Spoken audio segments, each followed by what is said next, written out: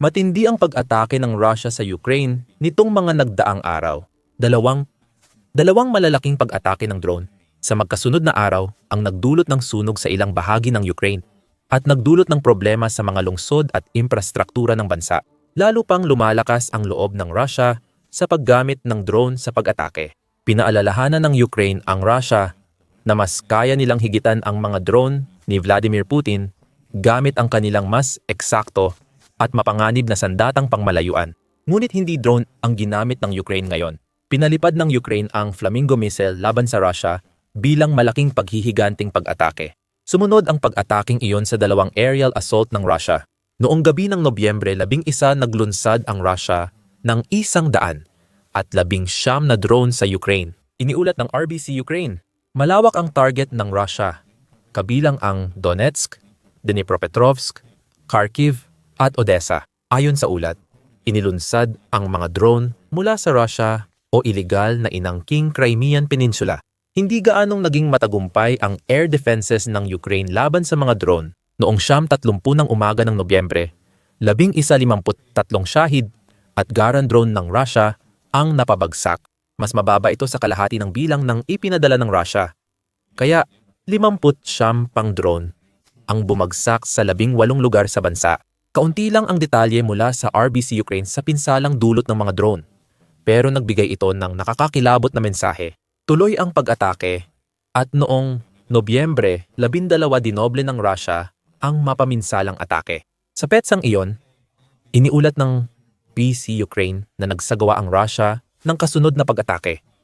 Sa pagkakataong ito ay nagpakawala ng 100 at 38 Shahid Gabera at iba pang uri ng mga drone. Kasama ng mga drone, isang Iskander-M ballistic missile mula Russia at Crimea rin ang pinagmulan ng paglulunsad. Mas matagumpay ang depensa ng himpapawid ng Ukraine ngayon dahil napabagsak nila ang 102 sa 100 at 38 drone, bagamat naiwan pa rin ang 36 drone na tumama sa 10 lokasyon magdamag. Ayon sa ulat, karamihan ng pag-atake ay tumama sa katimugang Ukraine, lalo na sa Odessa, kung saan nasira ang repair shop, gusaling administratibo at mahahalagang infrastruktura. Ang paglala ng drone strikes ng Russia ay hindi isang hiwalay na insidente.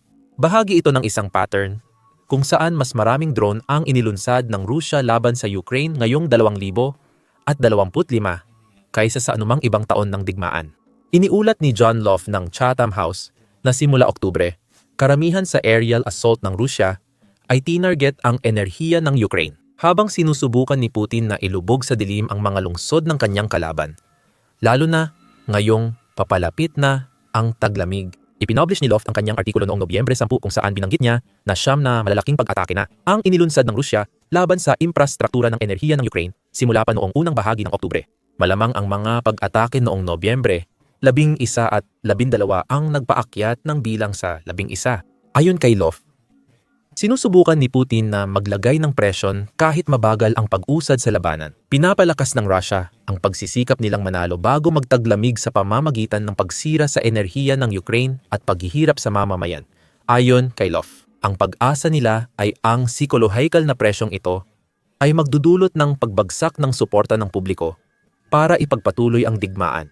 Mahirap ang Oktubre para sa enerhiya ng Ukraine, pero ang realidad ay umasa si Putin sa mga drone bilang isa sa mga pangunahing sandata ng Russia sa buong 2025.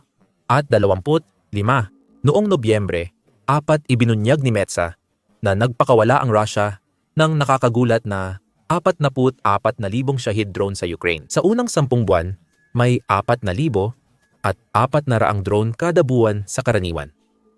Lumaki ang bilang ng buwan ng pagpapalipad sa ikalawang kalahati ng taon matapos ang tahimik na simula. Sa 2025, 303% na mas maraming drone ang pinakawalan ng Russia sa Ukraine kumpara noong 2024. Ipinapakita nito na nagawa ng bansa na pabilisin ang produksyon ng kanilang mga drone at ngayon ay lubos na nilang ginagamit ang kakayahan nilang mapuno ang air defense ng Ukraine. Ang mga pag-atake noong Nobyembre 11 at 12 ay ilan sa pinakabagong halimbawa ng pambobomba ng Russia sa Ukraine gamit ang Shahid type na drone. Hindi basta susuko ang Ukraine sa pag-atake. Nayanig ngunit di tinalo. Lumabas ang Ukraine sa dobleng dagok ng Russia. Handang gumanti kay Putin. Walang oras para maghilom o maghanap ng target. Nagpasya ang Ukraine na gumanti agad at malakas gamit ang perpektong sandata, ang Flamingo. Ito ay pinagsamang drone at cruise missile. Nagbigay ito sa Ukraine ng long-range na lakas ng pag-atake na wala pa sila dati sa digmaan. Ayon sa International Institute for Strategic Studies, ang Flamingo ay kayang lumipad ng humigit kumulang 3,000 kilometro o 1,800 at 60 milya. Sobra pa iyon sa sapat na abot para sa Ukraine na tamaan ang halos anumang mahalagang infrastruktura sa Russia, kabilang na ang kabisera ng bansa na Moscow. Kapag bumagsak ang Flamingo sa target, naglalabas ito ng 2,500 at 35 libra ng pampasabog na kayang magpabagsak ng matitibay na gusali. Tiyak na kayang magdulot ng malaking pinsala sa mga infrastruktura ng langis ng Russia na matagal nang tinatarget ng Ukraine. Ayon sa Ukraine, ang hybrid missile drone ng Ukraine na gawa sa bansa ay kayang tumakbo ng 100 kilometro o 500 at 60 milya bawat oras. Ginagawang kasing delikado o mas delikado pa ng mga espesipikasyong ito ang missile kumpara sa Tomahawk missile na napabalitang papasok sa Ukraine. Dahil walang mga missile na iyon, maaaring inakala ni Putin na hindi makagaganti ang Ukraine sa pag-atake ng Russia sa kanilang mga pasilidad ng enerhiya. Lumipad ang Flamingo at napatunayang mali si Pangulong Putin ng Russia. Noong Nobyembre 13, kabilang ang Kiev Post sa ilang mga outlet na nag-ulat tungkol sa isang matinding paghihiganting pag-atake ng Ukraine na isinagawa noong gabi ng Nobyembre 12 at tumagal hanggang sa mga unang oras ng sumunod na araw. Noong una, mukhang target ang lungsod ng Oryol sa Russia. Ayon sa post, ang mga litrato mula sa Nikolaevsky Varny Telegram channel ay nagpatunay na tinamaan ng Flamingo missile ang Oryol. Hindi rin natulog ang Agila sa Latian. Sinusubukang labanan ang Flamingo missile namin gamit ang kakaibang mensahe, ayon sa channel. Habang ibinabahagi ang mga larawan ng Flamingo missile na inihahanda, hindi tiyak kung gaano naging matagumpay ang mga iyon sa pag-atake sa Oryol. Ayon sa Kiev Post, tinangkang salagin ng air defense ng Rusya ang sunod-sunod na Flamingo missile sa Oryol at maaring nagtagumpay sila. Sinubukan ng mga air defense na salagin at nakatama sila ng sapat na lakas para magpadala ng malalaking piraso ng kung anuman na nagliliyab sa kalangitan sa gabi. Nakita ang mga debris na iyon na bumagsak sa mga bakuran ng tirahan. Ilang metro lang ang layo mula sa mga gusali ng apartment.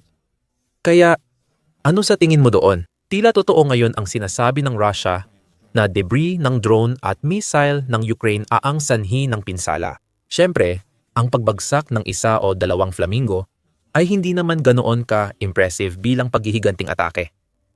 Pero may iba pa. Mas marami pa. Ilang oras matapos ang ulat sa insidente ng Oryol, nag-anunsyo ang pangkalahatang staff ng Ukraine sa Telegram. Ang lungsod na iyon sa Russia ay hindi lang ang tanging tinarget ng Ukraine noong gabi ng Nobyembre 12 at papasok ng Nobyembre 13. Sabi ng staff, bahagi lang ang insidente ng mas malawak na opensibang tumarget sa 12 ng pasilidad ng lohistika at militar sa Russia at mga okupadong bahagi ng Ukraine bilang bahagi ng pagpapahina sa militar, ekonomiya at opensiba ng agresor na Russia. Noong gabi ng Nobyembre 13 tinarget ng Defense Forces ng Ukraine ang ilang dosenang pasilidad sa Russia at pansamantalang okupadong teritoryo ng Ukraine. Iniulat ng pangkalahatang tanggapan sa Telegram ang isa sa mga dahilan ng pag-atake at kinumpirma na kabilang ang Flamingo sa mga sandatang ginamit ng Ukraine laban sa Russia. Tuloy ang sistematikong pagsira ng Defense Forces ng Ukraine sa mga pasilidad ng supply ng Russian Occupation Army. Ayon sa pangkalahatang tanggapan, strike unmanned aerial vehicle jet drone at iba't ibang misil ang gamit sa komplikadong pag-atake. Kaya kagabi, ilang mga sandatang may mahabang abot ang inilunsad, kabilang na ang mga lokal na gawa tulad ng Flamingos, Bars at Lyuchi. Ang Oryol ay dulo lamang ng malaking problema. Lumipad ang Flamingo at drone ng Ukraine sa Russia bilang ganti sa pag-atake ni Putin sa mga sibilyan at infrastruktura ng Ukraine. Sa mga ulat nito tungkol sa paghihiganting pag-atake ng Ukraine, nagbigay ang Euromaidan Press ng pinakakumpletong impormasyon na makukuha tungkol sa maraming target ng Russia na napasama sa linya ng putukan ng Ukraine. Ayon dito, Nagsimula umano ang mga pag-atake ng Ukraine bandang 5:00 ng hapon noong Nobyembre 12 sa pamamagitan ng pag-atake sa border region ng Belgorod. Ang mga litratong ibinahagi ng Supernova Plus Telegram channel ay nagpapakita ng resulta ng pag-atake gamit ang drone. Kita ang usok mula sa malayong pasilidad. Ngunit hindi malinaw kung ano ang tinamaan ng Ukraine sa parehong larawan. Ano man iyon, nasusunog ito. Nobyembre 12 direktang tinamaan ng drone ng Ukraine. Mukhang ang Krasnodar Krai ang sumunod sa listahan ng Ukraine. At iniulat din ng Supernova Plus ang pag-atakeng iyon. Sa pagkakataong ito, may ideya tayo kung ano ang natamaan ng Ukraine dahil ipinapahiwatig iyon ng ulat ng Supernova Plus. Pinatumba ng bansa ang power substation sa Russia. Kaya nawalan ng kuryente ang Novokubansk. Ipinapakita ng Ukraine kay Putin na kaya rin nilang sirain ang energy infrastructure ng Russia tulad ng ginagawa ng mga Shahid-type drone ng Russia sa Ukraine. Nagpapaalala ang mga blackout sa Russia sa mga mamamayan na pinilit sila ng kanilang leader sa halos 4 na taong digmaan na noong una ay sinabi niyang matatapos lang daw sa loob ng ilang araw. Hindi pa ito tapos, malayo pa. At nararamdaman na ng mga tao sa Russia ang epekto ng kabiguan ni Putin sa Ukraine. Pagkatapos, iniukol ng Ukraine ang pansin sa sariling teritoryo at inatake ang Zaporizhia Oblast, ayon sa Euromaidan Press. Sa ngayon, sinasakop ng Russia ang halos 3 kapat ng mga rehiyon ng Zaporizhia at Kherson, kabilang ang planta ng nuklear ng Zaporizhia na nagbibigay ng kuryente sa malaking bahagi ng Ukraine. Hindi pa nakakayang mabawi ng Ukraine ang Zaporizhia sa pamamagitan ng mga pag-atake sa lupa. Kaya't pinapayagan na nito ngayon ang mga panghimpapawid nitong kagamitan na lumaban para dito. Ngayon, ang Excelenova Plus Telegram channel ay naglabas ng ebidensya ng pag-atake sa pamamagitan ng 2 video na nagpapakita ng depensa ng Russia sa Zaporizhia laban sa mga proyektil ng Ukraine. Kinumpirma rin ng parehong channel na may isa pang infrastruktura sa Krasnodar Krai na tinamaan. Nagbahagi ito ng video na malinaw na maririnig ang malakas na tunog ng drone o misil sa himpapawid. Nang unti-unting nawala ang tunog ng drone, akala ng lahat ay ligtas na. Ngunit bigla na lang may malakas na pagsabog na nagliwanag sa langit. Ayon kay Excelenova Plus, ang bidyong ito ay kinunan sa Afipsky Settlement, na kung saan naroroon din ang isang Russian oil refinery. Maaaring idagdag ito sa mga naunang pag-atake ng Ukraine sa mga refinery ng Russia simula 2025. Nagpatuloy ang pag-atake buong gabi. Mukhang tinamaan ang Oriol kasabay ng mga atake sa Krasnar Krai. Excelenova. Bukod pa rito, mukhang mali rin ang ulat ng Kiev Post na pinabagsak ng Russian Air Defenses ang isang Flamingo missile. Maaaring ganoon nga o kaya naman ay may mga misil na pinadala ang Ukraine na hindi nakuha ng Russia, anuman ang totoong nangyari. Isang litrato mula sa Telegram channel ang nagpapakita ng pinsala sa Oriol Thermal Power Plant. Kabilang ang malaking butas sa pader ng isang workshop ng planta. Sa huli, naroon ang Crimea na sinakop ng Russia mula 2000 at 14 nang aneksahin ito ni Putin bilang bahagi ng unang pananakop laban sa Ukraine. Target ng Ukraine ang Crimea sa digmaang sinimulan ni Putin. Tinapos ng bansa ang malawakang opensiba sa pag-atake sa Feodosia sa silangang baybayin ng Crimea. Wala pa tayong sapat na detalye sa pag-atake. Ngunit naiulat na malalakas ang mga pagsabog sa rehiyon. Ang Feodosia ay tahanan ng isang sea oil terminal na tinarget ng Ukraine ilang araw lang ang nakalipas. Malalaman mo ito kapag napanood mo ang video namin tungkol sa dobleng dagok ng Ukraine at China kay Putin noong unang bahagi ng Nobyembre. Maaaring ginawa ng Ukraine ang double top strikes noong Nobyembre 12 at 13 sa Crimea. Kailangan nating maghintay at malaman kung gaano kalaki ang pinsala sa Feodosia. Idinagdag ng Kiev Post na maaring mas marami pang tinamaan ang Ukraine sa Crimea kaysa sa sinasabi ng Euromaidan Press. Ayon dito, ilang target sa peninsula ang tinamaan, gaya ng imbakan ng drone, paradahan ng helicopter, radar ng depensa sa himpapawid, at imbakan ng langis ng Morskoy Neftchanoy Terminal. Sa Zaporizhia, Asia, dagdag pa ng outlet. Mukhang nakatama ng direktang tama ang Ukraine sa isang imbakan ng langis. Kasama rin ang mga command post para sa ika-100 at 27 Motor Rifle Division at ika-5 Combined Arms Army. Nabanggit namin na gagantihan ng Ukraine ang drone ng Russia sa eksaktong pagpatay Iyon mismo ang ibig naming sabihin. Dahil sa mga outlet na ito, nalalaman natin ang laki ng pinsalang ginawa ng Ukraine sa Russia at mga sinakop na teritoryo bilang bahagi ng paghihiganti nilang pag-atake. Ang buong resulta ng pag-atake ng Ukraine ay patuloy pang sinusuri habang ginagawa namin ang video na ito. Maaaring mas matagumpay pa ang Ukraine kaysa sa naibalita namin ngayon. Dahil sa laki ng pag-atake, maaaring isipin mong magiging maingay ang Russia. Maaaring maglabas ng pahayag ang Ministeryo ng Depensa na napabagsak nila ang bawat drone, misil ng Ukraine o akusahan ang Ukraine ng teroristang atake sa Russia. Hindi binabanggit na tugon lang ito sa ginagawang pareho ng Russia. Halos walang reaksyon mula sa Russia hanggang ngayon. Tanging Oryol region lang ang tumugon matapos tamaan ng Flamingo missiles ng Ukraine habang inaatake ang Oryol. Si Gobernador Andrei Klitschkov lang ang nagdeklara ng air raid alert sa Telegram at nagbigay ng totoong tugon mula Russia sa paghihiganting atake ng Ukraine. Nagpapatuloy ang mga pag-atake ng kalaban sa rehiyon ng Oryol. Sinira ng air defense system ang ilang target sa ere at may shrapnel na tumama sa mga bahay. Nasira ang ilang sasakyan at bintana ng mga gusali at bahay. Ayon sa gobernador ng rehiyon, wala pang ulat ng nasawi at walang nabanggit tungkol sa Oryol Thermal Power Plant. Hindi na dapat ikagulat, lalo na kung isa sa alang-alang ang pinagmulan ng balita at hilig ng Russia na magkunwaring hindi epektibo ang long-range na atake ng Ukraine. Balik tayo sa Flamingo missile. May mahalagang detalye sa paghiganting strike ng Ukraine na di pa nababanggit. Ang strike na ito, ang unang pagkakataon na opisyal na kinumpirma ng Ukraine na ginagamit nila ang Flamingo laban sa Russia. Ang pagbanggit ng General Staff tungkol sa missile, kasabay ng mga litrato ng Flamingo na inihahanda para sa paglulunsad, ay nagpapakita na handa na talagang gamitin ng Ukraine ng lubusan ang sarili nilang gawa na drone hybrid missile laban sa Russia. At least, opisyal na itong handa. May ilang mga chismis na bago pa ang mga pag-atake ng Ukraine noong Nobyembre 12 at 13, nagamit na raw ang Flamingo. Noong Oktubre 10, iniulat ng United 24 Media na inamin ng Russia ang paggamit ng Ukrainian Flamingo missile sa mga pag-atake sa kanilang teritoryo. Ilang pro-Kremlin Telegram channel ang nagmungkahi na ginamit ang Flamingo sa mga atake sa ilang target sa Russia noong Setyembre at Oktubre. Isa sa mga target na iyon ay maaaring isang gusali ng Russian Federal Security Service, Border Service, na ayon sa United 24 Media ay maaaring tinamaan ng Flamingo noong unang bahagi ng Setyembre. Walang opisyal na kumpirmasyon sa mga chismis na ito. Hindi rin sinabi ni Pangulong Vladimir Zelensky na gumagamit ang Ukraine ng Flamingo missiles. Noong Oktubre 28, iniulat ng Pravda na sinabi ng Pangulo ng Ukraine, ang Flamingo ay nagamit na sa labanan. Nagamit na ang router sa labanan.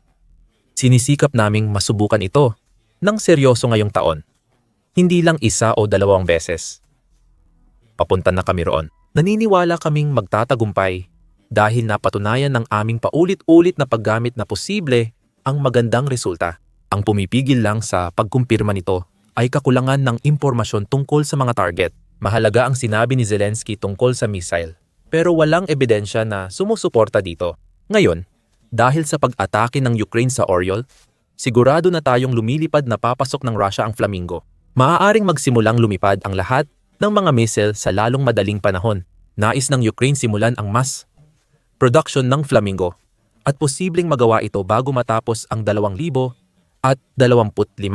Ayon sa Euromaidan Press noong Nobyembre, sinabi ni Zelensky na may magandang progreso ang Ukraine sa paggawa ng sariling kakayahan para sa long-range strike.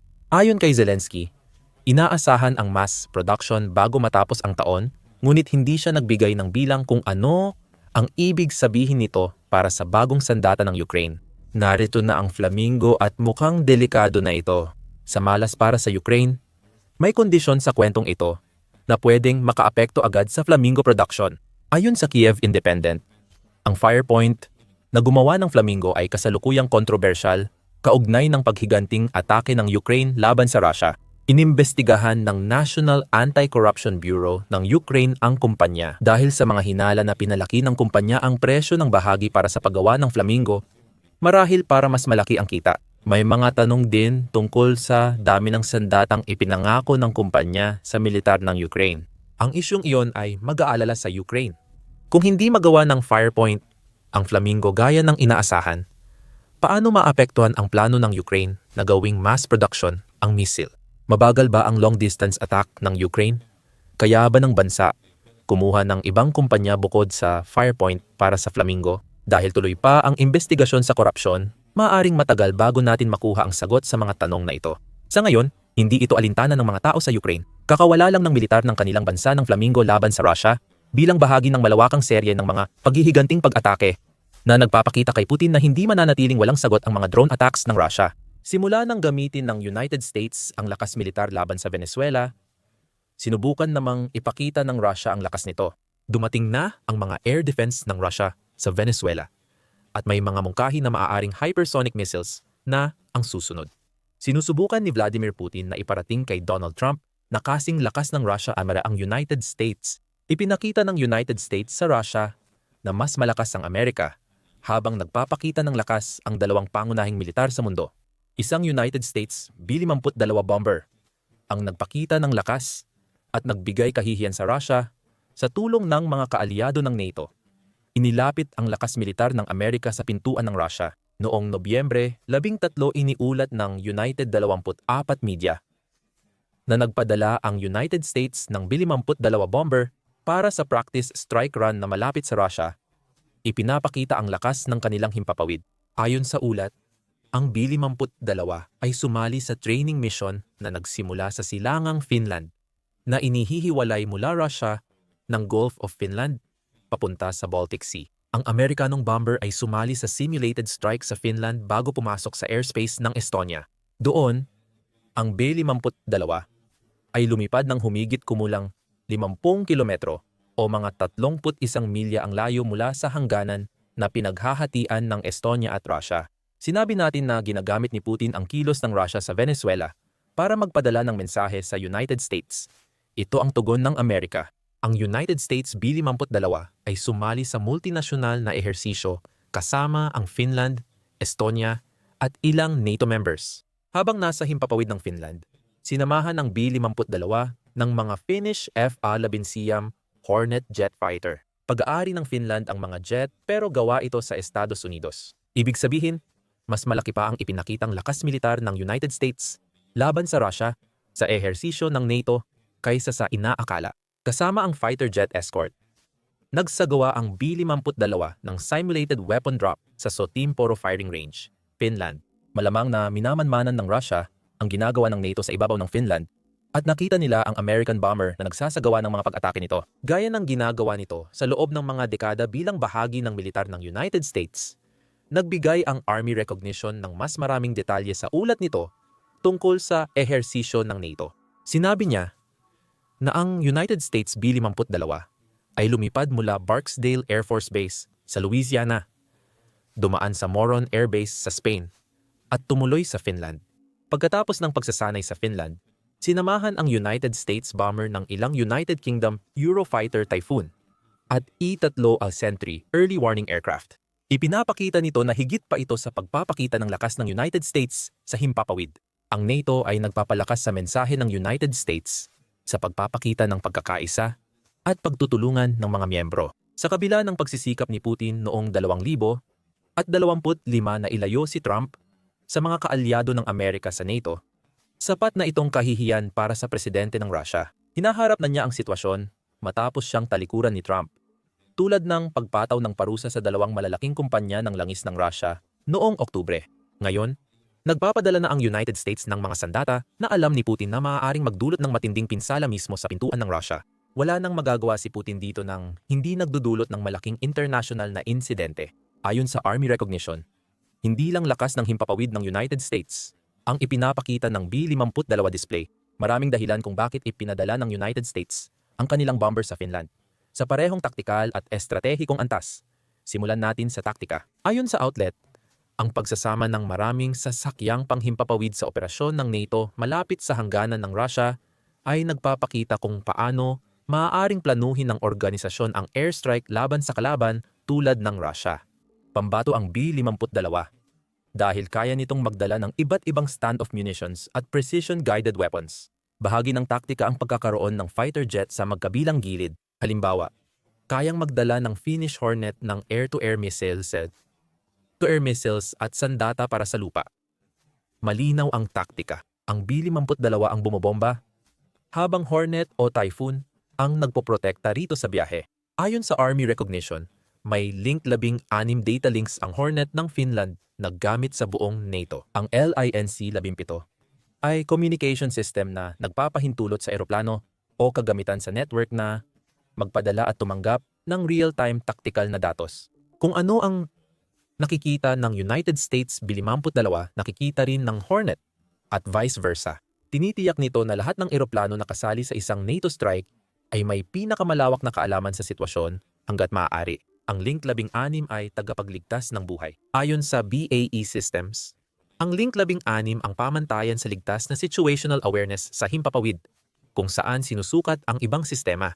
Sa katunayan, ayon sa kumpanya, kinilala ng United States Air Force ang Link 16 bilang isang mahalagang salik sa pagliligtas ng buhay sa iba't ibang lugar ng labanan dahil sa pinataas na kaalaman sa sitwasyon na ibinibigay ng sistema. Ang pagsasanay ng NATO noong Nobyembre ay hindi lang para subukan ang mga eroplano, kundi para rin tiyaking makakapag-ugnayan ang mga ito sa operasyon. Malinaw na nasa isipan ng NATO ang pagsusuri, at ang pagsusuring iyon ay lumampas pa sa sistemang pangkomunikasyon na ginagamit.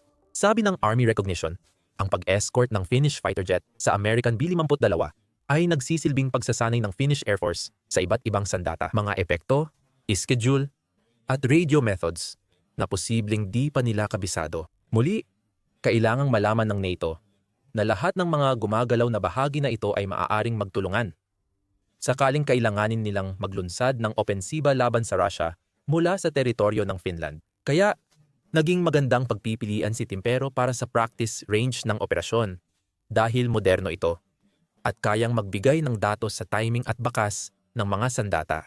Kahit sa mga drill na walang totoong bala, isa na namang sampal ito kay Putin. Hindi na nga kailangang aktwal na maghulog ng bomba ng United States mula sa kanilang mga B-52 para ipakita sa Russia na kaya ng kanilang mga eroplano na tamaan ang mga target nila. Pinayagan ng pagsasanay ang mga kaalyado ng NATO mula Spain, United Kingdom, Finland at Estonia na magsanay ng sabayang paglipad ng misyon. Nagbibigay daan ang presensya ng mga bomber ng alyansa sa Finland para masubukan ng mga pambansang autoridad at air defense, C2, ang real-time battle management sa iba't ibang bansa. Mula Moran, sa NATO, Combined Air Operations Centers, Toran Bodo, hanggang sa mga pambansang control at reporting centers, ayon sa Army Recognition. Pagkatapos, naroon naman ang estratehikong bahagi ng buong usapin. Makikita natin kung bakit napahiya at nagalit si Putin nang magpadala ang United States ng B-52 sa Finland. Simula Setyembre, ilang ulit nang walang pahintulot pumasok sa NATO airspace ang mga eroplanong pandigma ng Russia. Nagsimula ang mga insidenteng ito nang pumasok ang 20 Russian drones sa himpapawid ng Poland noong Setyembre. Kaya napilitan ang Poland na magpalipad ng fighter jet para pabagsakin ang pinakamapanganib na drone. Hindi doon tumigil ang Russia. Pagkalipas ng ilang araw, isang trio ng MiG, 31 fighter jets ng bansa ang pumasok sa himpapawid ng Estonia. Tumagal ng 12 minuto at hindi tumugon sa anumang kahilingan makipag-ugnayan. Muli, kinailangang magpalipad ng mga eroplano ng NATO upang samahan palabas ang mga jet ng Russia. Ang pangyayaring iyon ay nagtala ng hindi bababa sa ikatlong beses na pagpasok ng Russia sa himpapawid ng NATO ngayong Setyembre lamang. Maraming insidente noon nang pansamantalang isinara ng Belgium ang ilang paliparan matapos may makitang mga drone sa paligid. Ayon sa Reuters, noong Nobyembre 5, may mga ulat ng drone, posibleng mula Russia, na namataan malapit sa ilang base ng himpapawid sa bansa. May hindi pa kilalang mga drone na lumipad sa military facilities sa Czech Republic at nag-abala sa air traffic ng 6 na paliparan sa Denmark noong Setyembre. Itinigil ng mga paliparan sa Germany ang operasyon dahil sa mga drone, habang ang Lithuania ay nagsara rin ng paliparan dahil sa mga military balloon na pumasok sa himpapawid. Itinatanggi ng Russia ang pagkakasangkot sa mga insidente na tinawag ni European Commission President Ursula von der Leyen na hybrid warfare para magdulot ng pagkakabaha-bahagi sa Europa. Gayunpaman, isang bansa lang ang may galit sa NATO at access sa mga drone at fighter jet na ginagamit sa ganitong paglusob. Ilang buwan nang sinusubukan ng Russia ang NATO at pinapakita rin nila na may kakayahan silang lumikha ng malalaking problema para sa mga kasaping bansa ng grupo sa Europa gamit ang kanilang lakas sa himpapawid. Akala ni Putin, Europa lang ang sasalubong sa mga drone at jet ng Russia, pero mali siya. Ipinapakita ng pagdating ng B-52 sa Finland ang suporta ng United States sa mga kaalyado nito sa Europa gamit ang pinakamagagaling nilang eroplano. Ibinida ng Army recognition ang puntong ito habang tinatalakay ang kahulugan ng NATO training sa estratehikong pananaw. Ang layunin ng pagsasanay ay magpadala ng malinaw na mensahe kay Putin na may kakayahan ng NATO na magpakita ng kapani-paniwalang lakas sa buong Euro-Atlantic na rehiyon. Mahalaga iyon para sa mga bansa tulad ng Finland at Estonia. Parehong may hangganan ang dalawang bansa sa Russia. Ibig sabihin, sila ang mauunang maapektuhan kung sakaling magkaroon ng labanan sa pagitan ng NATO at Russia. Sa pagpapadala ng B-52 para sa ganitong koordinadong ehersisyo, ngayon pinapakita ng United States kay Putin na kaya nilang ulitin iyon at epektibo ang taktika. Kung sakaling kailangang magbago ang NATO mula sa pagsasanay ng kanilang pambobomba patungo sa aktwal na pagsasagawa nito sa teritoryo ng Russia, may gantihan din sa pag-deploy ng B-52 ayon sa Army recognition. Tungkol sa desisyon ng NATO na i-forward deploy ang B-52H sa Spain para sa Bomber Task Force Europe. Ang 26-1 ay layuning panatilihin ang flexible na presensya ng mga bomber sa teatro para tumugon sa pagtaas ng aktibidad militar ng Russia. Kasama rito ang long-range bomber patrol ng TU, 75 at TU, 160 malapit sa Allied airspace. Ayon sa ulat, parte rin ang Norway dito. Nasa Norway ang Kaokbodo at kasali ito sa NATO exercise.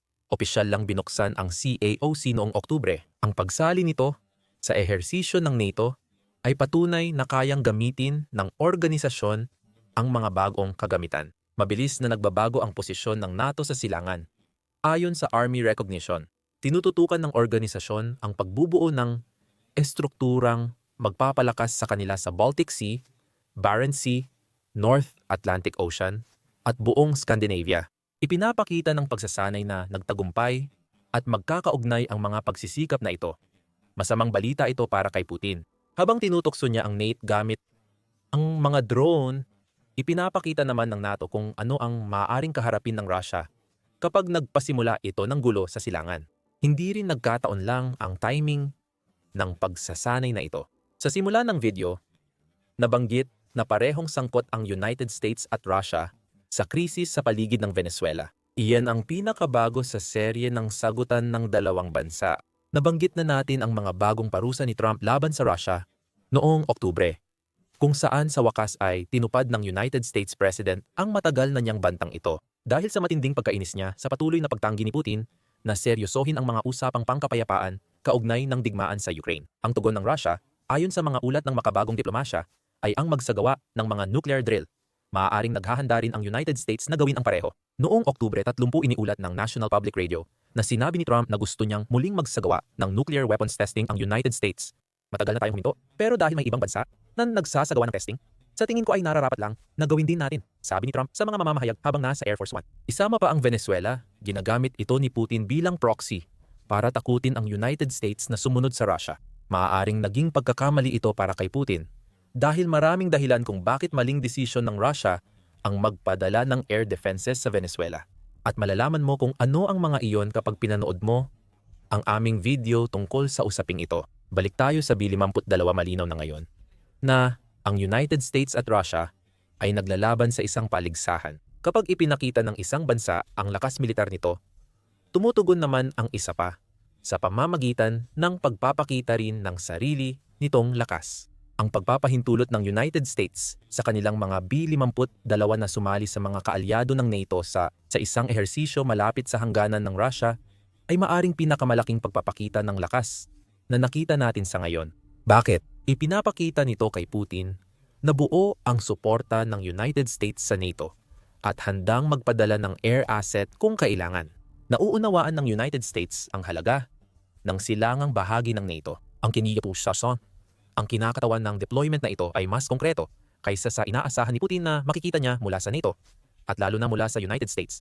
Hindi lang simboliko ang ehersisyong ginawa ng B-52 at mga kasamahan nito sa NATO sa Finland. Hindi ito gaya ng United States na nagpapadala ng bomber malapit sa Russia para magpakitang gilas. Ang bomber na iyon ay kasali sa ehersisyo na pwedeng makaapekto sa totoong buhay. Napagtibay na ang ugnayan sa pamumuno at naiparating na ang mensahe na anumang agresyon ni Putin sa silangang Europa ay haharap sa higit sa lokal na puwersa. Ang mga drone ng Russia sa Europa ay tinutugunan ng mamangangam ng mga lokal na aksyon. Kung igigiit pa ni Putin, magpapadala ang United States ng long-range strike asset na kayang tumama sa mismong Russia kung kailangan. Narito ang Finland. Dahil sa sobrang tutok doon, abala lang ang United States at B-52 nila. Sa huling aerial exercise ng NATO, madaling maliitin ang halaga ng partisipasyon ng Finland. Noong sinimulan ni Putin ang pananakop sa Ukraine, halos neutral ang Finland. Kahit na matagal at madalas na mainit ang relasyon ng Finland sa Russia, mukhang walang palatandaan noon na iiwan ng Finland ang pagiging neutral para sumali sa NATO. Lalong naging malapit ang ugnayan ng Russia at Finland sa kalakalan. Ayon sa Observatory of Economic Complexity, tumaas ang export ng Finland sa Russia mula dolyar. 170 milyon tungong dolyar. 258 milyon mula Enero, 2021 hanggang Enero, 2022. Kasabay nito, umabot sa dolyar, 105 bilyon ang gastos ng Finland sa pag-aangkat mula Russia. Ang una ay tumaas ng 354% mula nakaraang taon, habang ang pag-aangkat ay umakyat ng 141%. Noong nakaraang taon, dolyar, 434 na milyon lang ang halaga nito. Pinili namin ang panahong ito sa kalakalan ng Finland at Russia dahil ito ang panahon bago salakayin ni Putin ang Ukraine na nagbago ng lahat. Agad-agad pagkatapos pumasok ng mga puwersa ng Russia sa Ukraine, nagbago ang Finland mula sa maayos na ugnayan sa Russia tungo sa pagkaalam na maaaring hindi tumigil si Putin sa Ukraine. Noong Abril 4, 2023, naging miyembro ng NATO ang Finland mula sa pagiging neutral. Nagbigay ito ng malinaw na mensahe kay Putin na handa itong ipagtanggol ang sarili laban sa kanyang agresibong taktika. Ayon sa British Broadcasting Corporation, may 280,000 katao ang militar ng Finland tuwing digmaan. Mayroon din itong 70,000 reserba at nagsasanay ng 21,000 conscript taon-taon. Higit pa riyan, pinatibay ng Finland ang presensya ng NATO sa tabi ng Russia na ginamit ng United States para pahiyan si Putin gamit ang B-52 bomber. Akala ni Putin na matitigil ng digmaan sa Ukraine ang paglawak ng NATO. Naengganyo lang ang mga bansang dating hindi sasali na sumali sa organisasyon. Pagpasok ng Finland sa NATO, agad itong naging mahalagang bahagi ng Defense Collective. Bukas ang bansa sa pagtaas ng gastusin sa depensa. Natiyak ikinatuwa ng Administrasyong Trump. Si Trump mismo ay naging bukas sa kanyang saloobin na ang mga kasaping Europeo ng NATO ay hindi nagbabayad ng patas na bahagi at iminungkahi pa niya na maaaring maging kondisyon ang tulong ng United States sa ibang kasapi ng NATO kung magbabayad sila ng mas malaki. Noong kampanya niya para sa ikalawang termino, seryoso ang Finland sa pagtupad ng mga pangakong gastusin. Noong Abril 1, iniulat ng Breaking Defense na nangangako ang Finland na itataas ang taunang gastusin sa depensa sa 3% ng gross domestic product pagsapit ng 2029. Ito ay maglalagay sa Finland ng 1% na mas mataas kaysa sa dating rekomendasyon ng NATO na lahat ng miyembro nito ay maglaan ng hindi bababa sa 2% ng kanilang gross domestic product para sa depensa. Mula noon, ini-adjust ng NATO ang rekomendasyong ito sa 5% at inanunsyo noong Hunyo. Ayon sa Helsinki Times, mabilis tumugon ang Finland para maabot ang 5% gross domestic product target pagsapit ng 2032. Ang mahalagang salita rito ay pangako na ipinakita ng Finland. Ang bagong ehersisyo ng NATO na ipinakita ng United States ang B-52S kay Putin ay halimbawa ng kanilang pangako. Ayon sa Army Recognition, para sa Finland, ipinapakita ng pag-escort sa B-52 sa Satimporo ang mabilis na paglipat nito mula sa pagiging di kaalyadong bansa tungo sa pagiging frontline na kaalyado na konektado sa air defense ng NATO. Maaari mo pang sabihin na nakikipagtulungan ang United States sa Finland para magpakita pa ng mas maraming demonstrasyon ng lakas ng himpapawid ng Amerika. Nabanggit sa video na ang mga Hornet fighter jet ng Finland na sumama sa B-52 ng Amerika ay gawa din sa Amerika. Hindi na magtatagal ang mga Hornet na yan dito. Pumayag ang Finland bumili ng 64 F-35A mula United States at natapos ang una sa final assembly isang linggo bago ang NATO exercise na tinalakay sa video na ito. Baka iyon talaga ang layunin ng ehersisyo. Ang pagdating ng B-52 ng Amerika sa Finland para sa ehersisyo malapit sa Russia ay mensahe kaugnay ng mga napag-usapan natin. Ngunit sa likod ng mensaheng iyon, may isa pang inihahatid kay Putin mula sa Amerika at mga kaalyado nito sa NATO. Kahit na hindi nagpapadala ang United States ng sarili nitong mga eroplano sa teritoryo ng NATO, magkakaroon pa rin ito ng napakalaking presensya sa buong Europa. Marami sa mga miyembro ng NATO ang gumagamit ng mga jet na gawa sa United States. At ginagawa nila ito dahil alam nilang ang mga jet na ito ang nagbibigay ng pinakamagandang pagkakataon para harapin ang mga aerial asset ng Russia kung sakaling kailanganin nila. Magkakaroon na ng 2 dosenang F-35 si Finland na magagamit nila. Alam ng militar ng Amerika ang mga eroplanong iyon dahil gawa ito sa Amerika. Kung ang ehersisyo noong Nobyembre ay patunay ng mahusay na pagtutulungan ng Amerika, Finland, at iba pa, mas pagtitibayin pa ito ng mga susunod na ehersisyo. Habang mas inilalapit ng Amerika ang sarili sa estruktura ng silangang NATO, nagpapakita ito ng lakas. Naghahanda ang Europa sa posibleng digmaan laban sa Russia. Malinaw ito sa rekomendasyon ng NATO na itaas ng mga miyembro ang gastusin sa depensa sa 5% ng gross domestic product, pagsapit ng 2,000 at 35. Nagpapadala ng senyales kay Vladimir Putin ang mga leader sa kontinente bilang paghahanda sa laban at magiging handa sila kung kailanman magpasya ang Russia na magsimula ng isa. Pero may isang bagay na tila hindi napapansin ng mga bansang Europeo. At baka ikaw rin ay hindi rin napansin ito. Nakikipagdigma na ang Russia sa Europa. Ngayon mo lang napansin, nandyan na ang mga palatandaan na matagal nang lumalaban ang Russia nang hindi alam ng Europa. Ayon kay George Barros, analyst ng Institute for the Study of War. Noong Nobyembre 13, in-interview si Barros ng mga news outlet ng LRT Lithuania tungkol sa kanyang opinyon sa mga hakbang ng Russia ngayon. At para linawin ang kakaibang pariralang matagal nang ginagamit ni Barros, Phase Zero. Ano nga ba ang Phase Zero? Kung paniniwalaan si Barros, ito ang unang yugto ng digmaan na sinimulan na ng Russia laban sa Europa. Itinuturo ng LRT ang ilang halimbawa ng mga nangyayari sa yugtong ito. Kabilang na ang pagpasok ng mga drone sa mga bansang Europeo at pati na rin ang mga kontrabandong lobo na ipinapadala sa himpapawid ng Lithuania upang gambalain ang mga paliparan ng bansa. Nang tanungin kung kabilang sa Phase Zero ang ganitong insidente, sumagot si Barros ng oo bago ipinaliwanag ang kahulugan nito. Kaya, sa doktrinang militar, kabilang na ang doktrinang militar ng Russia at Soviet, bago ka talaga magsimula ng digmaan. Ayon kay Barros, sa LRT may paghahanda sa labanan bago magsimula ang totoong putukan.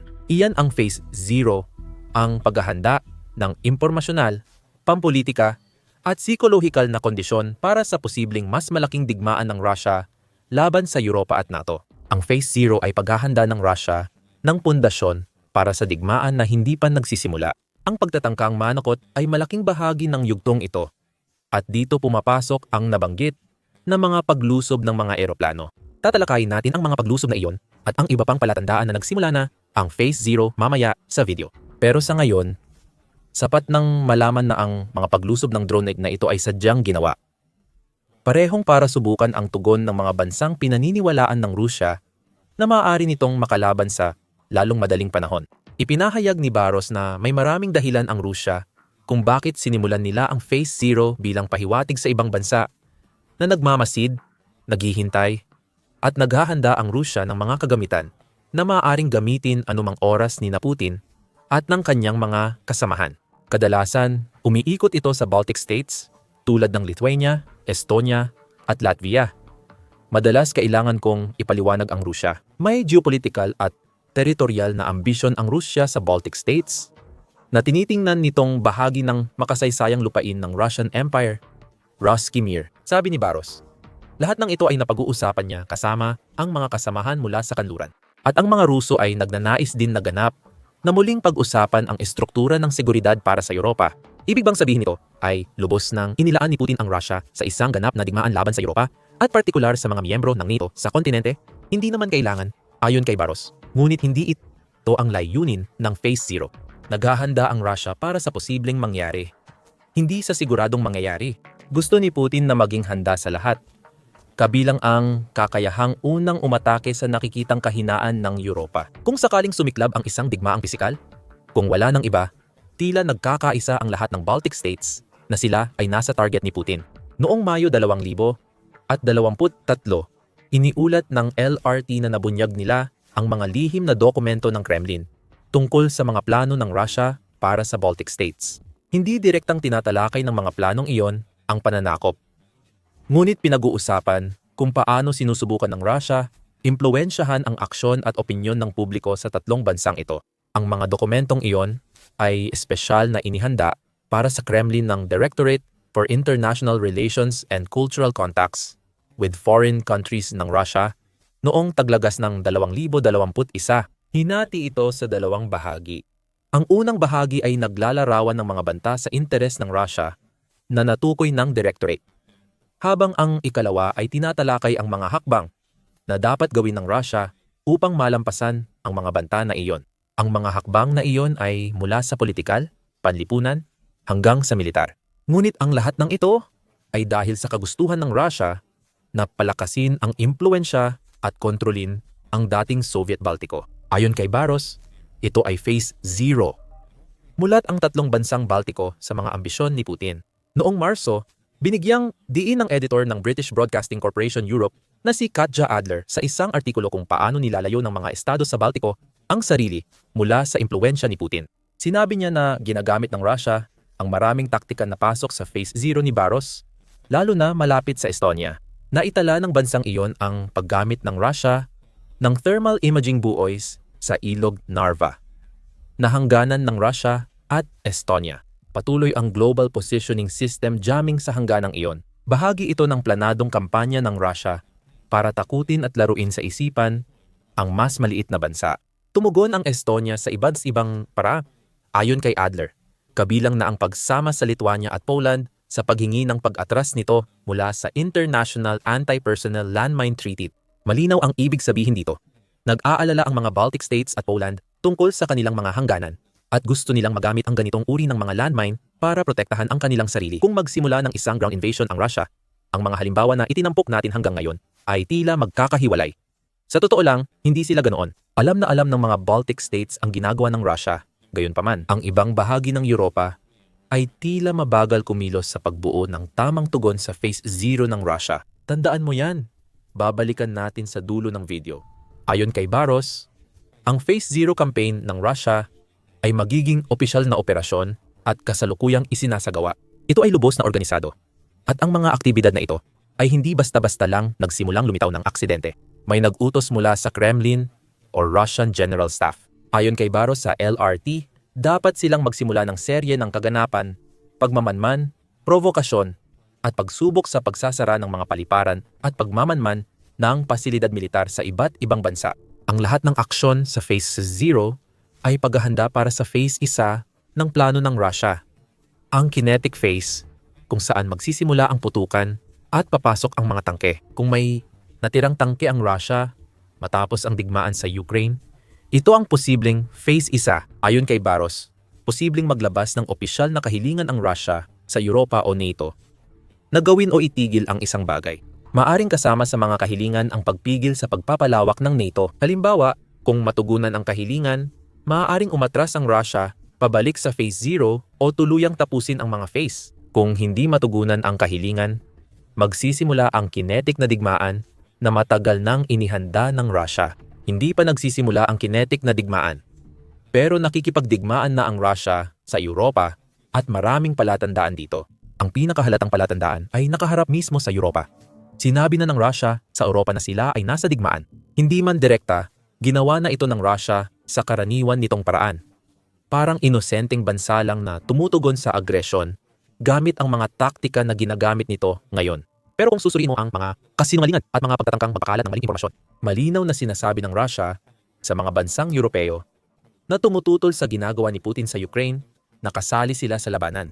Halimbawa, ang pahayag ni Dmitry Peskov, tagapagsalita ni Putin, noong briefing sa mga Russian na mamamahayag noong Setyembre 15, puno ang mga iyon ng sinadyang maling pagsasalita kung saan sinisisi ng Russia ang iba sa mga ginagawa nito mismo.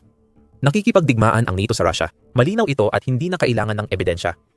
Ayon sa Kyiv Independent, sinabi ni Peskov na sumusuporta ang NATO, tuwiran man o hindi, sa rehimen ng Kyiv. Karaniwan sa mga pahayag ng Russia, may bahid ng katotohanan. Totoo namang sinusuportahan ng NATO ang Ukraine. Hindi binanggit ni Peskov na kaya may suporta ay dahil illegal na sinalakay ng Russia ang bansa. Ayon kay Baros, kabilang sa unang yugto ang psikolohikal na pakana na nakatutok hindi lang sa mga Ruso, kundi pati sa Europa. Ayon kay Peskov, ang NATO ay lumalaban sa Russia na sa kalaunan ay naghahanda sa mga sibilyang iyon para sa posibleng hinaharap kung saan tatawagin silang lumaban sa isang digmaan laban sa NATO. Sa Europa, ginagamit ng Kremlin ang mga taktika ng digmaan laban sa sarili nilang mamamayan. At ang ganitong propaganda ang isa sa pinakamalakas na sandata ni Putin. Simula nang magsalita si Peskov, tumindi ang paratang ng Russia laban sa mga bansang NATO sa Europa. Noong Oktubre 8 iniulat ng France, 24 na inaakusahan na ngayon ng Russia ang Poland, United Kingdom at European Union ng pagsasagawa ng mga false flag operation na di umano'y nagpaparatang sa Russia ng mga gawaing paninira na sa katunayan ay isinasagawa mismo ng mga bansang sinasabing biktima. Ayon sa ulat, isa sa mga operasyong ito ay kinasasangkutan ng United Kingdom na nag-recruit ng mga Ukrainian agent para magsagawa ng pag-ataking pandagat na magmumukhang gawa ng Russia. Tandaan, dapat alisin ang mga ahenteng Ukrainian sa digmaan kung saan bawat lumalaban ay mahalaga para sa Ukraine. Nilayon din ng false flag operation na gamitin ang mga kagamitang Chino para madawit ang Beijing sa plano. Ang mga operatiba ng Ukraine ay aarestuhin sana ng mga ahente ng kanluran. At pagkatapos, ay magpapanggap na sila ay kumikilos sa utos ng Russia. Kalokohan lang lahat yan, syempre. At ang ganitong mga pahayag ay mariing pinabulaanan ng mga opisyal ng kanluran. Pero muli, nakikita natin na pumapasok ang Phase Zero na pag-iisip ng Russia tuwing panahon ng digmaan. Ang Russia mismo ang magsasagawa ng mismong operasyon na inaangkin nitong false flag. Pero ginagamit nito ang operasyong iyon para posibleng maghasik ng alitan sa loob ng Europa. Layunin ni Putin na magduda ang mga NATO member sa Europa sa isa't isa na magpapahirap sa pagtutulungan nila sa Phase 1. Kaya't hindi diretsahang sinasabi ng Russia sa Europa na sila ay nasa digmaan. At ginagamit nito ang ganitong uri ng mga psikolohikal na taktika na direktang hinango mula sa playbook ng Phase 0 ayon sa paglalarawan ni Baros. Hindi lang ito tungkol sa mental na laro ng Russia laban sa Europa. May mga pisikal na ebidensya rin. Nabanggit na natin kamakailan ang mga paglusob ng Russia sa himpapawid ng Europa. Kasama si Baros. Sa kabila nito, ang ganitong mga uri ng paglusob ay malinaw na palatandaan na pumasok na ang Russia sa Phase 0 ng kanilang digmaan laban sa Europa. Gayunpaman, ang mga nabanggit na halimbawa ay hindi pa sumasaklaw sa tunay na lawak ng mga gawain ng Russia sa Europa kamakailan. Mukhang ang Belgium ang pinakabagong target ng Russia sa ngayon. Noong Nobyembre, 11 iniulat ng Telegraph na may mga misteryosong drone na lumitaw sa ibabaw ng mga paliparan, base militar, at planta ng nuklear sa Belgium sa nakalipas na 2 linggo. Lumalaki ang takot sa seguridad dahil hindi malinaw ang dahilan ng presensya ng mga drone doon, maliban na lang kung mayroong nagtatangkang manakot o marahil ay alamin ang tungkol sa ilan sa pinakamahigpit na pasilidad ng Belgium. 5 drone ang nakita sa Dole Nuclear Power Plant ng Belgium. Noong Nobyembre, siyam mag-isa. Nangako ang Pransya, Alemanya, at United Kingdom na magpapadala sila ng counter-drone unit para tumulong sa problema. Ito ang pinakabagong halimbawa ng sabayang kampanya sa himpapawid na seryosong sinimulan. Noong unang Setyembre, nagpadala ang Rusya ng 21 drone sa Poland, kaya napilitan itong magpalipad ng fighter jet. Ang Estonia, na nabanggit na natin, ay humaharap sa mga kakaibang pagbili. Dahil sa Global Positioning System jamming, hinarap nila ang 3 Russian MiG-31 na pumasok sa himpapawid ilang araw matapos ang insidente sa Poland. Tumagal ng 12 minuto ang mga jet na iyon at hindi sila sumagot sa sino mang nakipag-ugnayan. Mga psikolohikal na taktika muli ng Rusya, pero nagpapakita rin ito ng lakas militar. Lalo na kay Putin, na bagay sa Phase Zero, patuloy ang pagpasok ng mga mananakop. Sabi ng Telegraph, hindi aksidente na nagulat ang Sweden ng mga misteryosong drone bago magpasya ibenta ang 150 Gripen fighter jets sa Ukraine. Sa Denmark, ginamit ng Russia ang Oktubre sa pagpapalipad ng mga drone para gambalain at isara ang mga paliparan at infrastruktura. Nakakaranas din ang Norway ng abala mula sa mga drone sa kanilang paliparan. Target din ng mga drone ang mga pasilidad militar at ilang paliparan ng Alemanya. At madalas itong nangyayari. Dose-dose ng ganitong insidente ang naiulat sa Europa. At iisang bansa lang ang may tunay na motibo para magdulot ng malaking abala. Nakikita natin ang psikolohikal na paghahanda ng entablado na tinatalakay ni Baros bilang bahagi ng Phase Zero dito, kasama ng impormasyong digmaan na gustong gawin ng Rusya. Pagkatapos ng lahat, hindi naman inaako ng Rusya ang responsibilidad para sa lahat ng mga ulat ng drone na ito.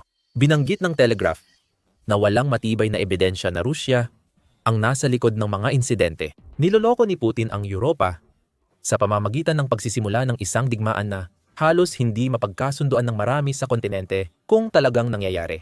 Ito ay hybrid warfare. Ilang hakbang sa likod ng kinetic warfare sa unang yugto. Ngunit akma sa Phase Zero. May ilang Western analyst na may direktang karanasan sa Rusya at nakakaunawa sa sitwasyon. Isa si George Robertson, dating kalihim general ng NATO, sa kanila. Pinamunuan ni Robertson ang alyansa mula 1999 hanggang 2003 kung kailan unang umangat sa kapangyarihan si Putin sa Rusya. At sa pakikipag-usap sa Channel 4 sa United Kingdom, hindi nag-iiwan ng alinlangan si Robertson kung saan siya nakatayo tungkol sa ginagawa ng Rusya sa Europa ngayon. Siguradong nakikipagdigmaan ang Rusya sa atin. Kahit hindi natin sila nilalabanan, malinaw nilang idineklara ang digmaan. Diretsang sinabi ni Robertson sa Channel 4 na pinagsisisihan niya ang labis na pagtitiwala kay Putin noong siya ang pinuno ng NATO.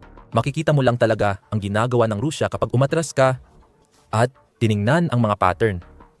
Sabi ni Peter Pomerantsov ng Johns Hopkins University sa Channel 4. At kapag nakita mo ang malaking pattern, makikita mo iyon. Lahat ng maliliit na pangyayaring ito, na parang walang gaanong halaga kung titingnan ng paisa-isa, ay bahagi pala ng mas malaking estratehiya na tumutugma sa mga layunin ng patakarang panlabas ng Rusya. Layunin nilang magsagawa ng Phase Zero na digmaan sa Europa bilang paghahanda sa posibleng mas malaking kaganapan sa hinaharap. Mayroon pang mas maraming ebidensya.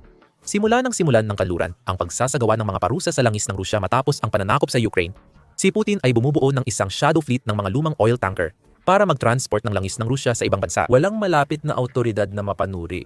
Magkakaiba ang pagtataya sa bilang ng barko sa fleet na ito dahil sa lihim nitong operasyon. Natukoy ng European Union ang 400 at 44 shadow fleet na barko sa tag-init ng 2,000 at 25 ayon sa Center for European Policy Analysis. Sabi ng Brookings noong Pebrero, gumastos ng mahigit 10 bilyon ang leader ng Rusya sa fleet na iyon. Lahat ng ito ay nagbibigay sa atin ng ideya kung gaano kalaki ang kaduda-dudang fleet ng mga barko ni Putin. Tama lang na maraming atensyon sa kung paano tinutulungan ng shadow fleet ang Rusya na iwasan ang mga parusa dahil iyon ang pangunahing layunin nito. Hindi na rin nakakagulat na ginagamit ni Putin ang fleet para sa Phase Zero na pag-atake sa Europa. Si Pangulong Volodymyr Zelensky ng Ukraine ang nagsabi nito noong Oktubre, ayon sa The Guardian. Sa kasalukuyan, ginagamit ng mga Ruso ang mga tanker hindi lang para kumita ng pera para sa digmaan, kundi pati na rin para sa pagmamanman at maging sa mga aktibidad ng paninira. Ayon kay Zelensky, para sa ilan, kabilang na si Pangulong Zelensky ng Ukraine, ang ebidensya na nakikipagdigma na ang Russia sa Europa ay lantad na sa harap mismo ng kontinente. At mabilis na iginiit ni Zelensky na ang unang yugto o ang malaki at totoong digmaan ay maaaring dumating ng mas maaga kaysa inaasahan ng Europa. Noong Nobyembre, 13 iniulat ng The Independent na sinabi ni Pangulong Zelensky ng Ukraine, kung magpupursige kami, kakailanganin ng mga Ruso ng pahinga tungkol sa laban sa Russia. Kailangan nating tanggapin na gusto nila ng digmaan. Naghahanda sila para magsimula ng malaking digmaan sa Europa sa 2,000 at 29 o 2030. Kung tama si Baros sa Russia at Phase Zero, mukhang may nalalaman si Zelensky na hindi alam o tinatanggap ng Europa. Nagsimula na ang digmaan ng Russia at Europa. At posibleng lumala ito kung walang aksyon sa Phase 0 ng digmaan. Kanina, pinaalala naming huwag kalimutan ang punto namin na tila natutulog ang Europa sa mga aksyon ng Russia. Kaya ba may ginagawa ang Europa para ibalik kay Putin ang digmaang sinimulan na ng Russia? Maraming salita, pero walang aksyon. At kahit na nangako ang mga miyembro ng NATO sa Europa na itaas ang kanilang gastusin sa depensa sa 5% ng kanilang gross domestic product, may halos isang dekada pa sila para maabot ang numerong iyon, ayon sa mga patakaran ng NATO. Dahil sa mabagal na tugon ng Europa sa laban, na hindi nila alam na kasali na sila, lumalamang ang Rusya. Noong Oktubre, iniulat ng National Security Journal na hindi handa ang Europa sa matagalang digmaan kontra Rusya. Hindi kasing lawak ng digmaan ngayon sa Ukraine. Sinabi ni Jens Stoltenberg, ministro ng pananalapi ng Norway at dating kalihim general ng NATO, ang pahayag na iyon nang tanggapin niya ang Knight of Freedom Award sa Poland. Hinimok niya ang Europa na bumuo ng isang kapani-paniwalang kolektibong depensa laban sa banta ng Russia. At idinagdag na masyadong magkakahiwalay ang kasalukuyang ugnayan sa loob ng kontinente at sa NATO upang magawa ng Europa na itaas ang depensang iyon.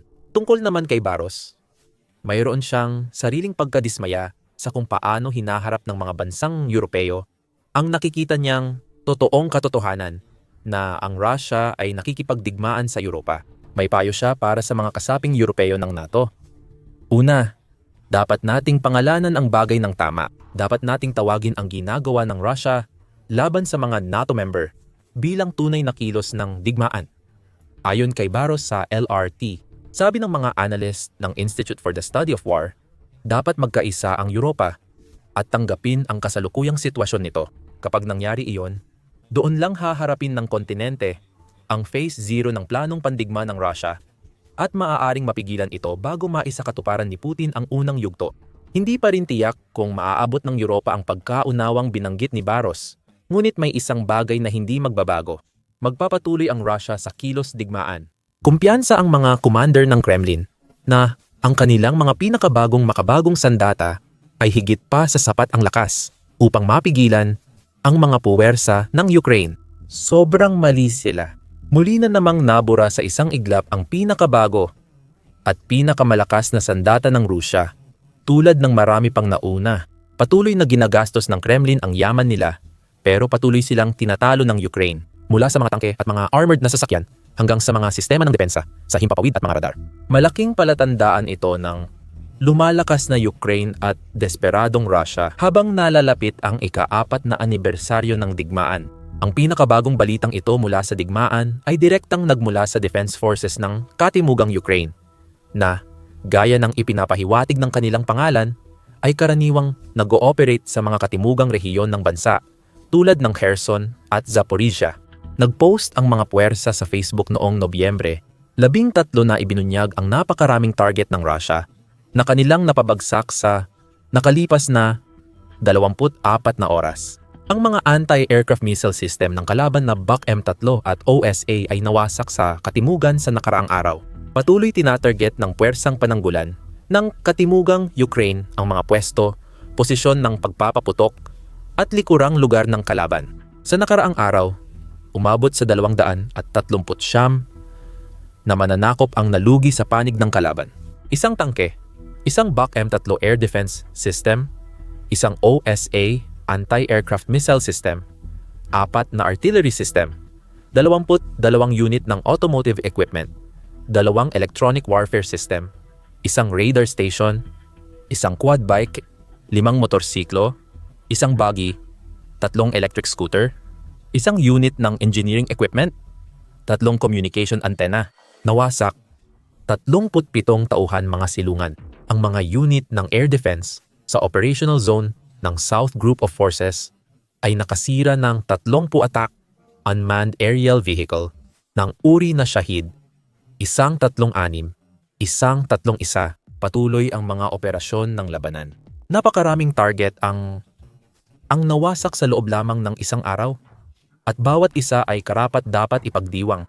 Lalo itong nakakaengganyo na makita ang Ukraine na nagagawang sirain ang mga kagaya ng sistemang artileriya ng Russia na madalas gamitin para bombahin ang mga konsentrasyon ng tropa at mga command post sa mga linya ng harapan. Kasama rin ang radar station at electronic warfare systems na naging mahalagang kagamitan sa digmaang ito. Isa na namang tangke ng Russia ang nawasak ay dagdag na magandang balita sa libu-libong iba pang tangke na nagawang sirain ng mga puwersa ng Ukraine sa takbo ng labanan hanggang ngayon. Napatay rin ang halos 240 sundalo. Kailangan muling magsikap ang mga tagakuha ng sundalo ng Russia para mahikayat ang mas marami nilang kababayan na sumali sa digmaan. Gayunpaman, sa lahat ng kahangahangang kagamitan sa listahang iyon, dalawa ang namumukod tangi na maaaring mas mahalaga kaysa sa iba. Ang Buk M3 Air Defense System at OLSA Anti-Aircraft Missile System ay hindi basta lumang depensa sa himpapawid. Dalawa ito sa pinakamagagandang sistema ng Russia, lalo na ang Buk M3 na nagkakahalaga ng 10-10 milyong dolyar para gawin. Ito ang pinakabago at, sa teorya, pinakamagaling na version ng matagal ng Buk family ng medium-range surface-to-air missile systems. Ang mga Buk ay nagsimula noong Soviet Union. Nagkaroon ng ilang variant simula nang pumasok sa serbisyo ang orihinal na Buk noong early ay 1980s tulad ng Buk Maisa, Buk Maisa 2 at Buk M2. Ang M3 ay nakabatay sa pundasyon ng mga nauna nito, ngunit nagdadagdag ng mas moderno at mas advanced na teknolohiya. Dinevelop ito noong 2000 at 10 at nagsimula sa serbisyo noong 2000 at 16 na nagdala ng maraming benepisyo sa saklaw, bilis ng missile, at pinakamataas na bilis ng target. Ilan sa pinakakahanga-hanga nitong technical na espesipikasyon ay ang distansyang saklaw na mula 16 hanggang 400 at 35 milya. Altitude range mula 49 hanggang 114,800 talampakan.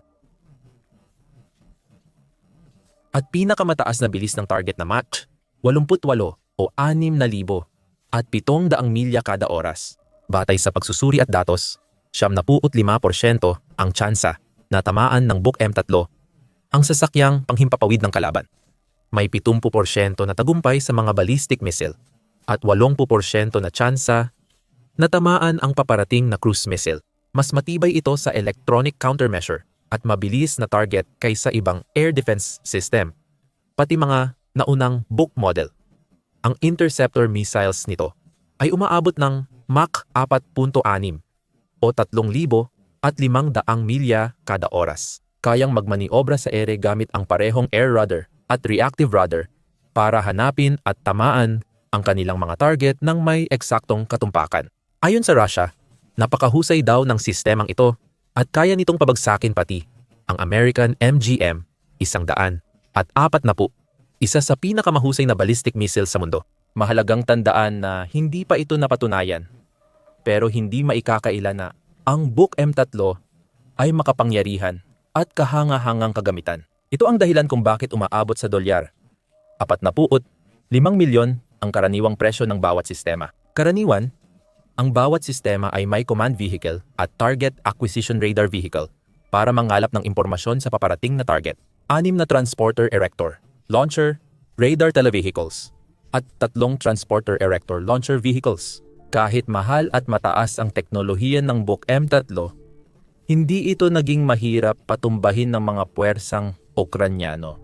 Bukod pa sa pinakahuling nakumpirmang pagkasira sa Timog Ukraine, may mga karagdagang ulat noon na ang mga sistemang ito ay nasira o nawasak ng mga drone ng Ukranya.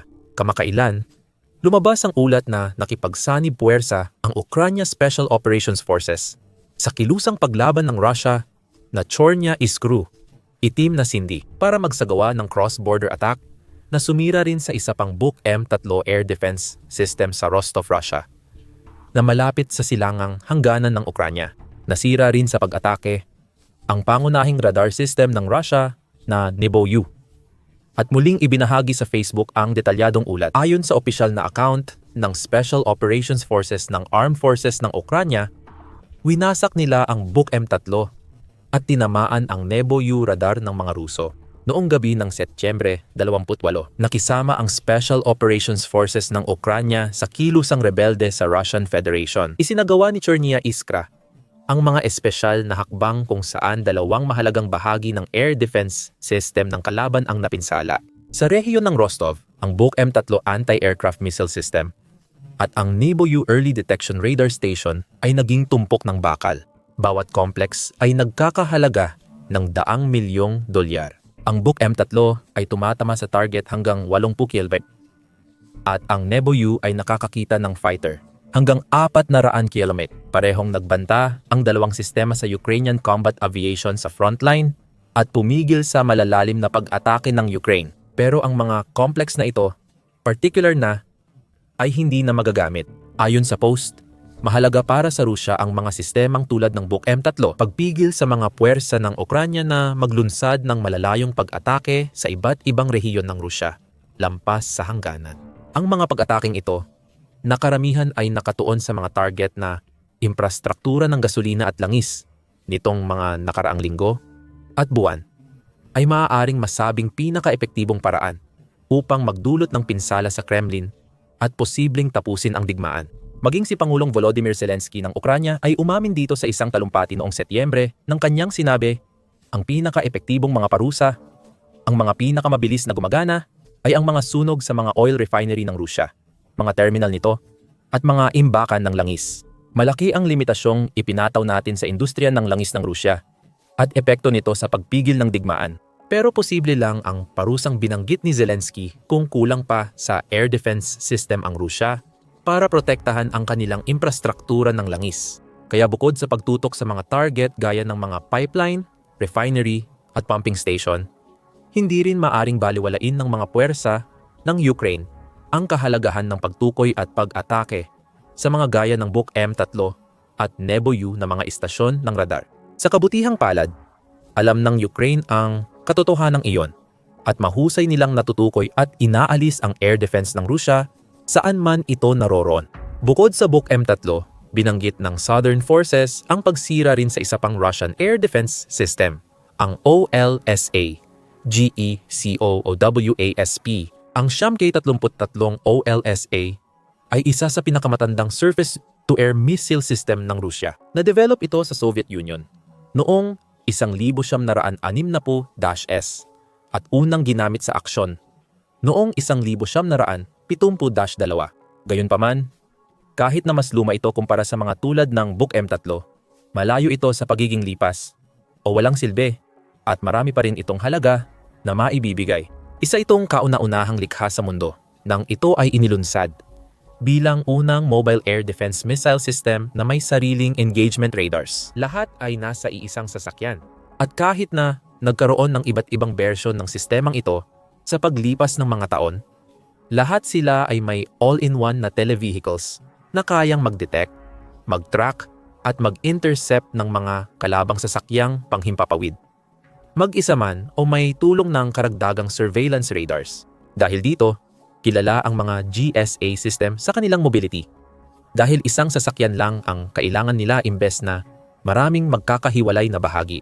Kaya nilang maglakbay ng hanggang humigit kumulang 310 milya o 500 kilometro sa isang biyahe. At sila rin ay ganap na amphibious at maaaring dalhin sa pamamagitan ng himpapawid. Umaabot sila ng 50 milya, 80 kilometro bawat oras sa lupa at 5 milya, 8 kilometro bawat oras sa tubig. Ang bawat sistema ay may siyam na M33 misil, higit 10 talampakan ang haba, at may 33 librang ulo ng pampasabog. Mayroon silang operational range na hanggang 73 milya. Kayang umabot sa 39,000 talampakan, 12,000 metro, at bilis na Mach 20 o 1,000 at 20 metro bawat segundo. Ginamit ang OSASAM system sa maraming labanan tulad ng 1,700, 182 Lebanon War, 1,700, 71 Gulf War, 2008 Russo-Georgian War, digmaang sibil sa Yemen at Ukraine. Mas malawak ang saklaw at mas mabilis ang mga misil ng Buk M3. Mahalaga pa rin ang OSA sa hukbong Ruso. Nagbibigay ito ng panandaliang depensa sa puwersa at ari-arian laban sa banta sa mababa hanggang katamtamang altitude. Ginagamit din ang ilang mas advanced na bersyon sa unahan bilang depensa ng pormasyon at sentro ng lohistika. Gayunpaman, katulad ng sa Buk M3, malinaw na natuklasan na ng mga puwersang Ukranyano kung paano tamaan ang mga kahinaan ng Olsa mula noon. Ayon sa ulat, nawalan na ang Russia ng hindi bababa sa 32 ganitong misil mula nang magsimula ang digmaan. Kasama na rin ang pinakahuli na winasak sa katimugang bahagi ng Ukraine. Isa pang Olsa ang nawasak kamakailan sa operasyon ng hukbong dagat ng Ukraine at National Guard. Ayon sa ulat ng hukbong dagat noong Oktubre 29, natukoy at nasubaybayan ng drone operator ng Ukrainian Marine Corps ang surface-to-air missile system bago ito tinarget at winasak ng hiwalay na unit ng National Guard. Ibinahagi online ang video ng pag-atake na nagpapakita kung paano tinangkang itago ng puwersa ng Russia ang OSA sa tabi ng mga puno. Ngunit hindi sapat ang kanilang pinagtaguan para makaiwas sa pagkakatuklas at pagkawasak ng mga drone ng Ukraine. Nagiging agresibo ang Ukraine nitong mga araw sa paghahanap at pagsira ng air defense ng kalaban. Bukod pa sa lahat ng nabanggit na insidente, nagdiwang din ang mga puwersa ng Kiev sa pagkawasak ng isa pang Buk M3 noong huling bahagi ng Oktubre dahil sa nakaka-inspire na pagsisikap ng Chornilis o Brigada ng Itim na Gubat. Ayon sa ulat ng pangkalahatang tanggapan ng Sandatahang Lakas ng Ukraine sa Telegram, natukoy at inangkop ng mga scout ng Brigada ng Itim na Gubat ang putok sa isa pang Russian anti-aircraft missile system. Ang halaga ng tinamaan na air defense system, $45 milyon. Patuloy ang labanan. Sinamahan din ang post ng video na ebidensya ng pag-atake. Muli, sinikap ng mga Ruso itago ang kanilang air defense sa mga puno para hindi mapansin ng drone ng Ukranya. Malina naman sila. Mula sa itaas, kita ang tanawin. Madaling natutukoy ng mga drone operator ng Ukranya ang malalaking target gaya ng air defense battery at missile launch platform. Kahit anong pagtatago ng mga tropang Ruso, patuloy nilang matutuklasan at sisirain ang mga kagamitang ito na iniiwang may $milyong na halaga. Nang basurang bakal ang Kremlin sa bawat pagkakataon. Ilang araw bago na iulat ang pag-atake, isa pang Buk M3 ang nawasak. Kasama rin ang ilang Nibo SVU surveillance radar sa mga sinakop na rehiyon ng Zaporizhia, Kherson at Crimea. Sa pagkakataong ito, ang pangunahing direktorado ng intelihensya ng Ukraine, nakilala rin bilang pangunahing direktorado ng intelihensya ng Ukraine, ang responsable sa pag-uulat ng nangyari sa pamamagitan ng kanilang opisyal na Telegram account na nagsabing isa na namang malaking huli. Noong Oktubre 23 at 24, 2025, awinasak ng mga masters ng Departamento ng Aktibong Operasyon ng Glavnoe Upravlenie Razvedki ng Ministry ng Depensa ng Ukraine ang 3 mamahaling air defense system ng hukbong okupasyon ng Russia, self-propelled firing system ng Buk M3 air defense at 2 IL-100 at 19 Nebo SVU radar. Nawasak ang air defense system ng mga Moscovita sa pansamantalang sinakop na Zaporizhia, Kherson at Autonomong Republika ng Crimea. Ibinahagi rin online ang drone footage ng pag-atake na nagpapakita ng mismong sandali ng tama at ang mga nangyari pagkatapos, na kinumpirma ang ganap na pagkasira ng parehong radar installations. Dagdag pa, ang Buk M3 launcher hindi lang Buk at Olsa ang target ng Ukrainian operators. Hindi rin ligtas sa mga swarm at precision strikes ng Kiev ang iba pang high-end na air defense at missile systems ng Russia. Noong unang bahagi ng Oktubre, napabagsak ng Ukrainian Special Operations Forces ang isang S-400 Triumph launcher ng Russia. Kasama rin ang ammunition depot ng ika-18 hukbo sa sinakop na Crimea. Ang S-400 surface-to-air missile system ay isa pa sa mga pinaka-pinahahalagahan ng Kremlin na kagamitan. Binuo noong dekada 90 bilang kahalili ng S-300 na pamilya ng mga missile system, ang S-400 ay nagsimulang gamitin noong 2007. Kahit napalitan na ng S-500, nananatili pa ring isa sa pinakamaasahang at pinakamahal na bahagi ng air defense ng Russia ang sistemang ito na may halagang nasa $500 milyon para sa isang buong battery at mga reserbang missile. Malaki ang pag-asa ng Kremlin sa S-400. Sa digmaan, inilalagay ang mga ito sa sinakop na teritoryo at sariling rehiyon upang bantayan ang mahahalagang lokasyon sa unahan at mga estratehikong bahagi ng infrastruktura. Gayunpaman, kahit na pinupuri ito ng mga opisyal ng Kremlin bilang isa sa pinakamahusay na depensa sa himpapawid sa buong mundo, Ilan dito ay napabagsak ng mga drone ng Ukraine kamakailan. Ang huling ulat ay nagsabing nasa Yevpatoria, kanlurang Crimea ang S-400 launcher at ipinapakita sa first-person na video kung paanong natunton at tinarget ito ng drones ng Ukraine. Karagdagang kuha ang nagpapakita ng isa pang drone na tumatama sa bubong ng isang iniulat na taguan ng AMO sa Simferopol sa katimugang Crimea. Mas kahanga-hanga pa rito kung paano nagagawa ng Ukraine ang mga mapanirang pag-atake. Ginagawa nila ito kahit patuloy ang halos walang tigil na pambobomba ng missile, drone at mga pag-atake ng Russia. Sa mismong araw na iniulat nila ang pagkasira ng Russian Buk M3 at OSA systems. Naglabas ng ikalawang ulat ang Defense Forces ng katimugang Ukraine tungkol sa maraming sagupaan, airstrikes, at kamikaze drone sa katimugang rehiyon ng bansa. Mahirap pa rin ang sitwasyon sa katimugang Ukraine.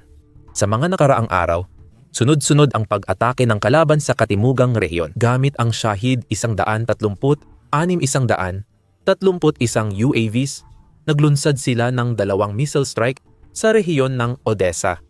Pati na rin 2 airstrike gamit ang 7 binagong aerial bomb.